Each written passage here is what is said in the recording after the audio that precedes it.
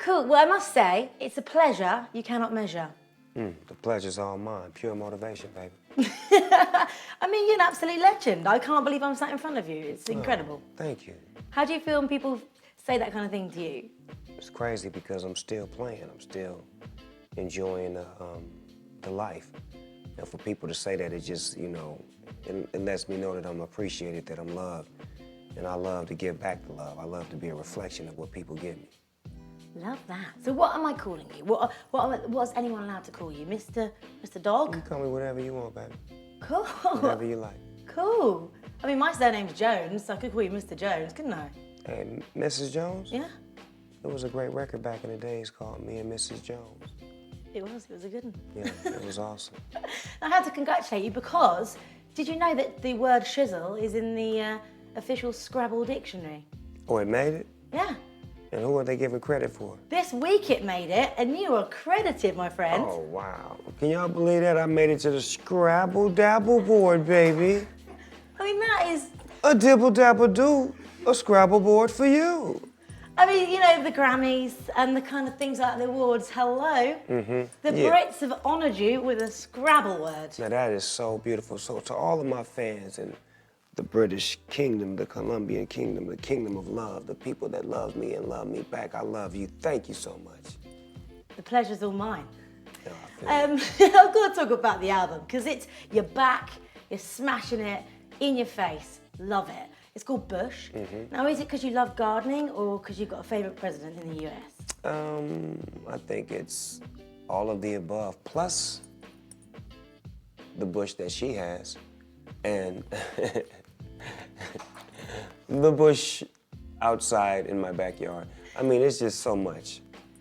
The word bush, I didn't realise had so many meanings. I know, right? And it's more that we can just go on and elaborate on, but we don't have that kind of time. Yeah, the bush of love. Yes. And also, Pharrell, he was very close to the album. Yes. Were you a little bit concerned that he might be keeping some of the best tunes back for himself, another happy, in his back pocket? No, because his album was out when we were working on this project. So that's what made me feel real good, is that he was stopping the process of his record to work on my record. And I knew that he was coming off of a feeling off of his album that made him feel good, but it was something that was missing that I was going to be able to provide for him and he was going to provide for me. So it was just the perfect timing.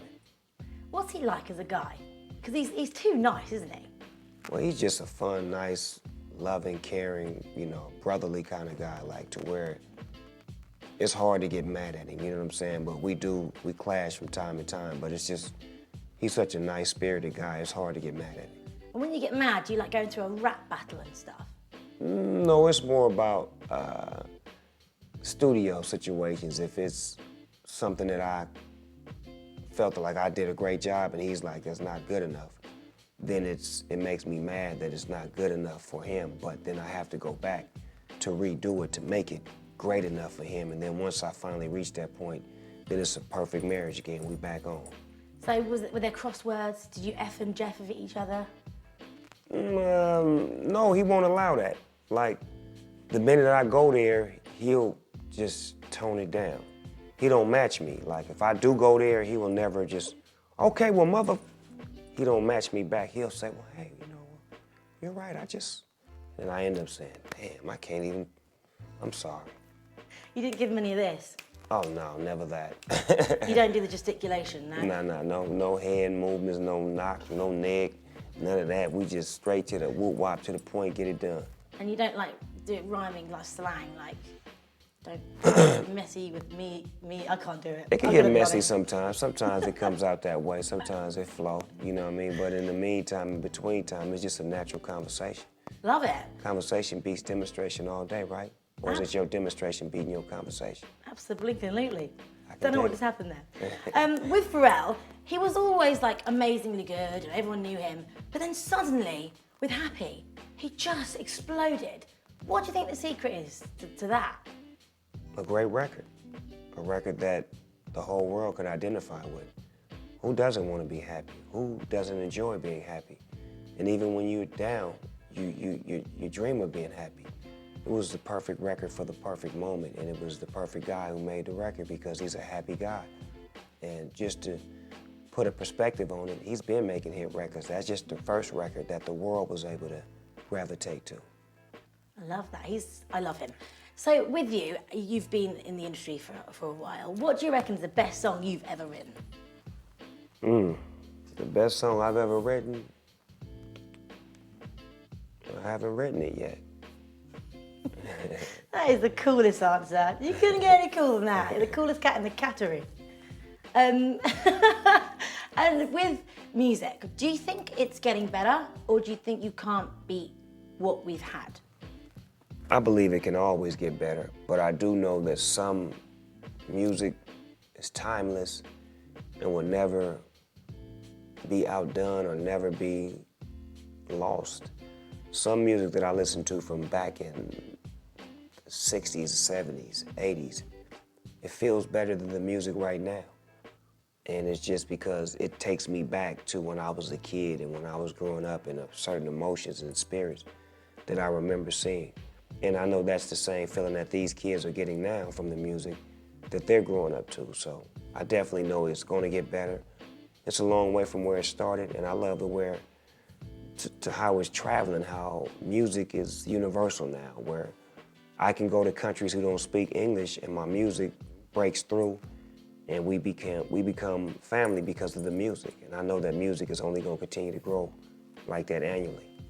Love it. You've worked with some amazing people as well, and you've made yourself even more modern because you've been working with the likes of Miley, you've been working with the likes of Katy Perry. Who else is on the bucket list? There's got to be someone else. Well, my bucket list right now, I want to work with Sade.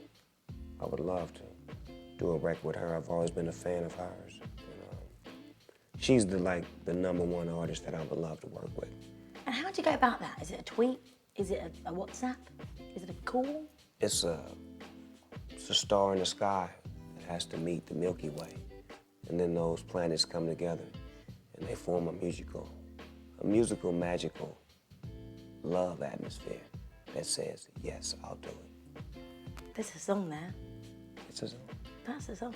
Right? We could call it Jones. I love it. And if you can click your fingers now and be the happiest Snoop ever tomorrow, what would you be doing? I would be on a boat on the Red Sea, eating a box of chicken wings, smoking up with my feet kicked up. Anyone around you? My family. That's the coolest answer ever, isn't it? And I've got to say, you're in the UK right now. We've seen you smashing it already. Last night in Reading, you owned it. What do you love about the Brits?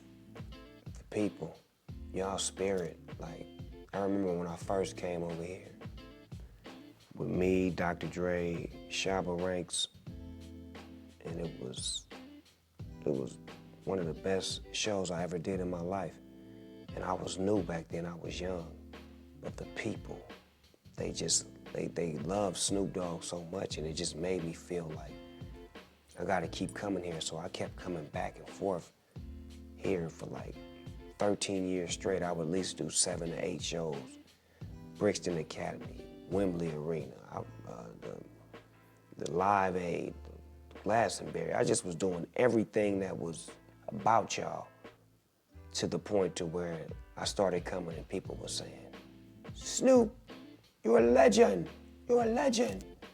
And I started hearing that, and it let me know that I did what I was supposed to do. It was always, I wanted to conquer London. I wanted to conquer the UK because I loved everything about y'all spirit.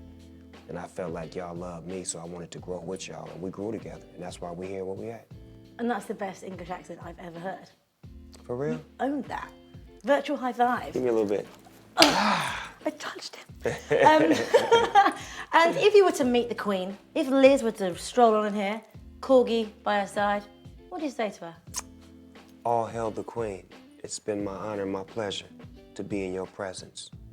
Now, may I kiss your hand? Now do mines. Now we even. What, would you just ball out with her? Fancy some tea? Have you had some English tea yet? Oh yeah. You like it? Scone? I love it. I like soya milk. I don't do milk. You do? I put a little bit of brown sugar in mine. Sweeten it up a little bit. And finally, going back to Bush, tell the world, tell the UK, tell the Brits why it's so blooming brilliant. Well, Bush is it's a masterpiece. You got Pharrell Williams, one of the greatest producers of all time, working with his friend, his companion, his Batman to his Robin, Snoop Dogg. And we came together to take you on a funk journey with special guests from Stevie Wonder, Rick Ross, Kendrick Lamar, T.I., Gwen Stefani. Oh yeah, Charlie Wilson. And it is what it is, so don't let me bore you. Go get it, plug it in, and let it bang. Tell me you got a selfie with all those people. No, not all of them. No, I didn't get a, wait a minute. No. You're not a fan of selfies? I am, I'm gonna have to do that. I'm glad you said that, I'm gonna start doing that. Get your selfie hand Yeah, out. I'm gonna do that. It's been an absolute pleasure. You cannot measure again. You can have that lyric, by the way. Thank you. I look forward to it in the next track. Absolute pleasure, you can't measure. Because when you're dealing with the dog, I am definitely a treasure. There you go. Thank you very much indeed. Believe Shame your that. name isn't Jezza or something. Oh boy. Yes, sir. Thank you. Thank you, baby.